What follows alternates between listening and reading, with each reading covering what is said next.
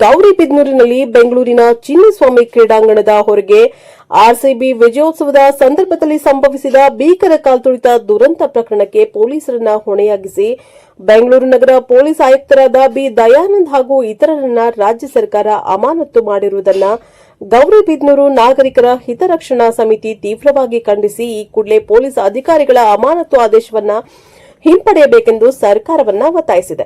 ನಗರದಲ್ಲಿ ನಡೆದ ಪತ್ರಿಕಾಗೋಷ್ಠಿಯಲ್ಲಿ ಉಪಸ್ಥಿತರಿದ್ದ ಸಮಾಜ ಸೇವಕರಾದ ಎಸ್ಟಿಡಿ ರಾಮಣ್ಣ ಮಾತನಾಡಿ, ಐಪಿಎಲ್ ವಿಜಯಿ ಆರ್ಸಿಬಿ ಕ್ರಿಕೆಟ್ ತಂಡವನ್ನು ರಾಜ್ಯ ಸರ್ಕಾರ ಪೊಲೀಸ್ ಇಲಾಖೆಯ ಅಭಿಪ್ರಾಯಕ್ಕೆ ವ್ಯತಿರಿಕ್ತವಾಗಿ ಯಾವುದೇ ರೀತಿಯ ಪೂರ್ವ ತಯಾರಿ ಇಲ್ಲದೆ ತರಾತುರಿಯಲ್ಲಿ ಸನ್ಮಾನಿಸುವ ಅಗತ್ಯವಾದರೂ ಏನಿತ್ತು?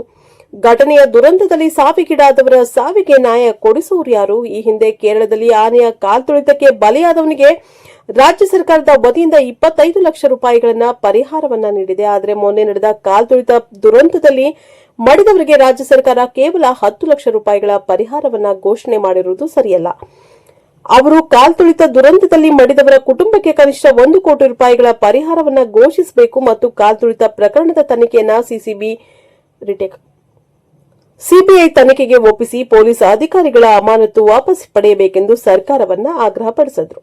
ಇದೇ ಸಂದರ್ಭದಲ್ಲಿ ಪುರಸಭೆ ಮಾಜಿ ಉಪಾಧ್ಯಕ್ಷ ಕಾಂತರಾಜ್, ಹಿಂದೂ ಸಾದರ ಯುವ ವೇದಿಕೆಯ ಅಧ್ಯಕ್ಷ ಜಗದೀಶ್ ಕುಮಾರ್, ಮುಖಂಡರಾದ ಗೋಟಕನಾಪುರ ಮುರಳೀಧರ, ಸಾಗನಹಳ್ಳಿ ಶಿವಕುಮಾರ್, ಶಿವರಾಜ್, ಪ್ರಸಾದ್, ಎಂಡಿ ರವಿ, ಸದಾಶಿವಪ್ಪ, ಅಶ್ವಥ್ ಗೌಡ, ಚೇತನ್ ಮುಂತಾದವರು ಉಪಸ್ಥಿತರಿದ್ದರು. Bureau report, Gauribidanur.